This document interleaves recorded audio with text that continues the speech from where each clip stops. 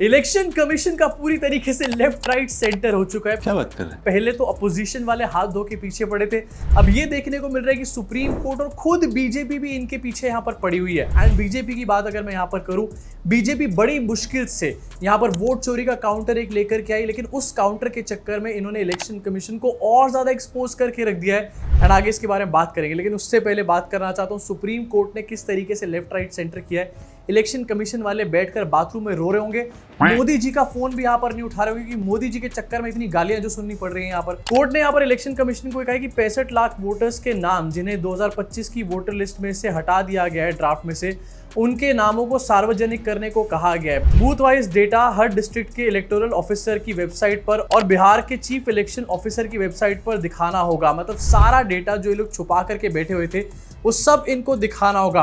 Data तो दिखा देंगे, लेकिन बेचारे अपनी इज्जत कहां जाकर छुपाएंगे ये लोग। उसके बाद आगे ये भी कहा गया कि हर वोटर को अपने ईसीआई नंबर से सर्च करने की सुविधा मिलेगी।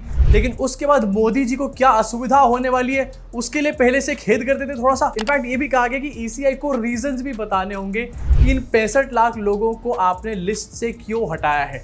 सब कुछ ही बता देंगे क्या यार ईसीआई वाले। उसके बाद वोट चोरी कैसे होगी यहाँ पे? बात तो सही है। इनफैक्ट ये भी कहा गया कि वाइडली इसकी पब्लिसिटी करनी होगी, TV, newspaper, social media etcetera पे लोगों को अवेयर करना होगा कि भैया ये लिस्ट हमने जारी कर दी है। एंड अगर आपको इसमें कोई ऑब्जेक्शन है तो आप अपनी कंप्लेंट यहाँ पर डाल सकते हैं। मतलब खुल करके इसका प्रचार करना है। जो लोग वोटिंग भी दबे पैर यहाँ पर करा रहे थे उनको इस लिस्ट को सारा सार्वजनिक करना पड़ेगा। और रो बेटा बैठकर अब तुम लोग पंचायत और ब्लॉक डेवलपमेंट ऑफिस पर भी इसको डिस्प्ले करना होगा लिस्ट को, ताकि अफेक्टेड लोग अपने नाम या प्रॉब्लम को नोटिस कर सकें। इनफैक्ट यहाँ पर कोर्ट ने भी कहा है कि जो लिस्ट अलग अलग ऑफिसेज में लगाई जाएगी, यहाँ पर नाम के साथ रीजन भी लिखना है कि क्यों उनको एक्सक्लूड किया गया है उस लिस्ट में से। सारी पोल पट्टी खोल करके रख देंगे तो भैया बचेगा क्या?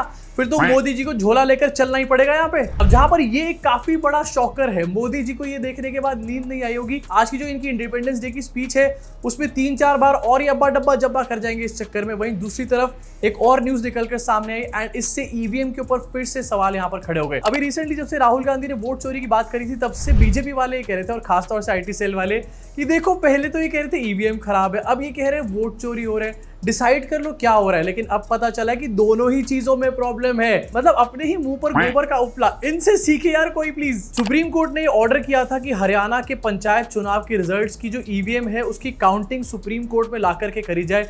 एंड इसमें जब काउंटिंग सुप्रीम कोर्ट में ला करके करी तो इसका रिजल्ट उल्टा पलट गया यहाँ पर। यस, पानीपत का ये पूरा केस है जहां पर ईवीएम से वोट डाले थे पंचायत के चुनाव में।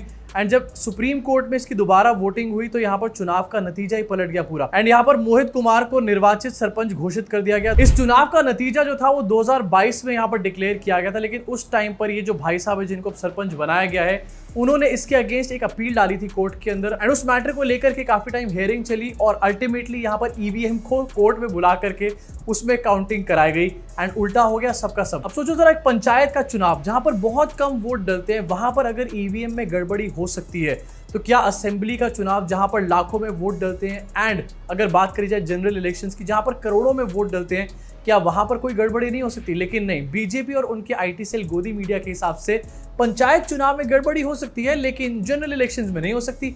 वाह, what logic. But supreme court ने इलेक्शन कमीशन की जो छींक छाल लेदर करी है वो कुछ भी नहीं है। बीजेपी ने जो यहाँ पर एक्सपोजे करा है उसके सामने, बीजेपी का एक्सपोजे आपको दिखाना चाहता हूँ, हंस हंस के आप लोग पागल हो जाओगे।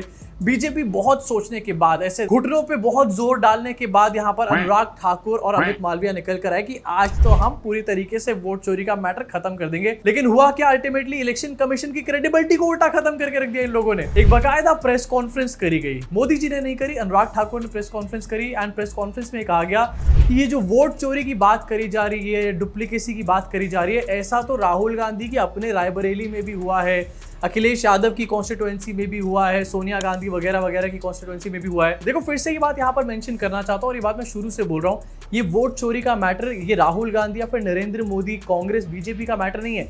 ये हमारी डेमोक्रेसी को बचाने का मैटर है, ये हमारे राइट टू वोट को बचाने का मैटर है। लेकिन यहाँ पर अनुराग ठाकुर जी कोशिश ये कर रहे हैं कि देखो कांग्रेस ने भी यहाँ पर वोट चोरी करी है, लेकिन इस इल्जाम को लगाते लगाते वो यहाँ पर इलेक्शन कमीशन को खुद लपेटने का काम कर रहे हैं। अगर यहाँ पर बीजेपी कह रही है कि राहुल गांधी कॉन्स्टिट्यूएंसी में डुप्लीकेसी डुप्लीकेट वोट्स हैं तो इसमें किसकी गलती है? क्या राहुल गांधी इलेक्शन कमिश्नर है?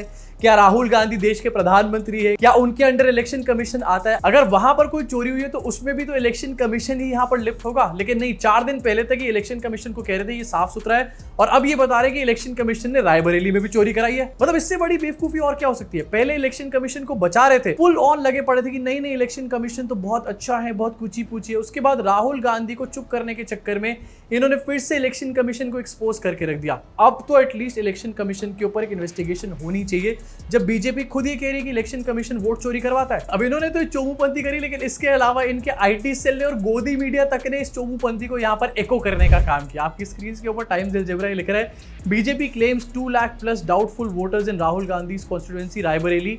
अनुराग ठाकुर सेज कि 19,000 डुप्लीकेट वोट्स हैं, 71,000 फेक एड्रेस हैं, 92,000 वर added en, over 52,000 fake birth certificates linked to bogus address have been detected. तो इसमें किसकी गलती है? इसमें भी तो इलेक्शन कमीशन की गलती है ना, और वो इलेक्शन कमीशन के ऊपर तुम लोग कार्रवाई नहीं कर रहे हो। 4 दिन पहले तो तुम उसको बचाने का काम कर रहे थे। मतलब भैया अपनी ज़बैल बुद्धि को अप्लाई करके डिसाइड कर लो, इलेक्शन कमीशन वोट चोरी करवाता है या फिर नहीं करवाता। तुम्हारी बातों के हिसाब से जो तुम अब बोल रहे हो इलेक्शन कमीशन वोट चोरी करवाता है, तो कार्रवाई करो ना। कार्रवाई के लिए क्यों रुके पड़े हो? तुम्हारे पास सब कुछ है लेकिन कार्रवाई नहीं करोगे ना। ना ना, अपनी ही बातों में बुरी तरीके से फंस गए हैं। उसके बाद इस बात को छुपाने के लिए इनके दूसरे निकल करके आए मिस्टर अमित मालविया।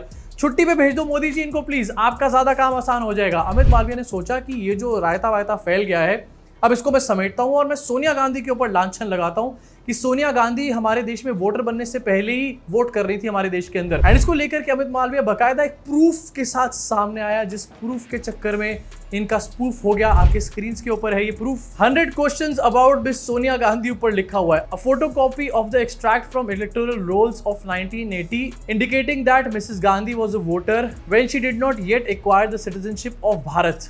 अभी नीचे जरा ध्यान से देखो, ये पुराने जमाने का कागज बना के दिखाया गया है, वो सब कुछ समझ में आ रही है। अब इस कागज में क्या झोल है ये आपको दिखाऊंगा, लेकिन उसके ऊपर जो 100 क्वेश्चंस अबाउट मिस गांधी लिखा गया है, ये भी उस पुराने वाले ही फॉन्ट में लिख दिया है, जबकि लिखी आज की बात है, बीजेपी ने लिखी है ये चीज, एंड ये पुराने वाले फॉन्ट में लिख दिया है। एंड इससे आप क्लियरली समझ जाओ कि यहाँ पर फॉन्ट में कुछ काला जरूर है। अब जरा नीचे देखते हैं, extract from electoral rolls of 1980। ये 1980 का 80 थोड़ा सा ऊपर क्यों है? नीचे 1960 में पूरा सब कुछ लाइन से लिखा हुआ है, लेकिन 1980 का 80 थोड़ा सा ऊपर नजर आ रहा है। लेकिन थोड़ा सा नीचे और देखते हैं, लिखा हुआ है electoral roll of assembly constituency, and इसको काटा हुआ है New Delhi parliamentary constituency national capital territory of Delhi as on 1119, पता नहीं उसके आगे घुचमुचू कुछ कर दिया है, द क्वालिफाइंग डेट। एंड नीचे फिर से देखो ईयर 1980 पूरा लाइन में लिखा हुआ है, सब कुछ लाइन में लिखा हुआ है, लेकिन ऊपर वाला 1980 लाइन में नजर नहीं आएगा आपको। लेकिन आप आपको दिखाना चाहते हैं इसके ऊपर मेन चीज, यहाँ पर लिखा गया national capital territory of Delhi, यानी कि एनसीटी ऑफ दिल्ली। एंड ये कागज बताया जा रहा है कि 1980 का कागज है। अब ये 1980 का कागज बताया जा रहा है, लेकिन इस पे एनसीटी ऑफ दिल्ली जो है वो 1991 में बना है। उससे पहले यूनियन टेरिटरी ऑफ दिल्ली हुआ करता था। मतलब फोटोशॉप तो कर दिया, लेकिन पूरा दिमाग लगा के पूरी कॉन्सेंट्रेशन के साथ फोटोशॉप यहां पर नहीं करा। मोदी जी 18 घंटे मेहनत करवाओ इन लोगों को, पहले तो फोटोशॉप सिखाओ करना। एनसीटी ऑफ दिल्ली बनी है 1991 में, लेकिन 1980 में ही किसी अंतर्यामी को यहां पर ज्ञान हो गया था कि एनसीटी ऑफ दिल्ली लिख देता हूं जरा कागज के अंदर। इमेजिन, अमित मालविया ने ट्वीट किया था सोनिया गांधी को फंसाने के लिए, अनुराग ठाकुर ने जो बातें बोली थी उसको कवर अप करने के लिए,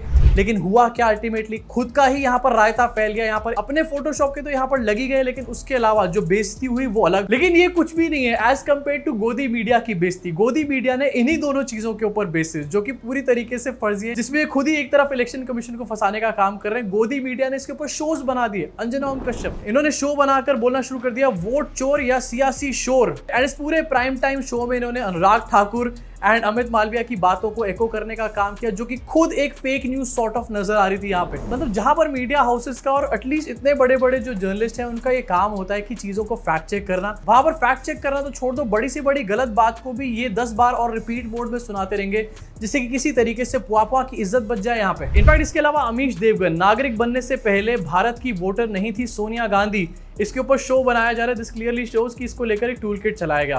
वोटर लिस्ट पर झूठ बोले, बुरे फंसे राहुल, निपट गया विपक्ष।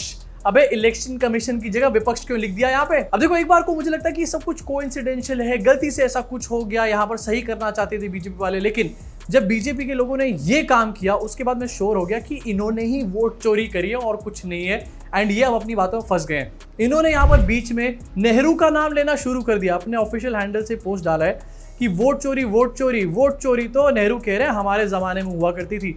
मतलब वोट चोरी के लिए भी ये नेहरू को ब्लेम करना शुरू कर चुके हैं। एंड कितने बड़े कंफ्यूज आदमी हैं यहाँ पर। उसके बाद थोड़ी देर पे निकल के कह रहे हैं कि यहाँ पर राहुल गांधी के रायबरेली में भी वोट चोरी हुई है। अरे नेहरू वोट चोरी करता था या तुम्हारे राज में वोट चोरी हो रही है? डिसाइड कर लो भाई तुम लोग।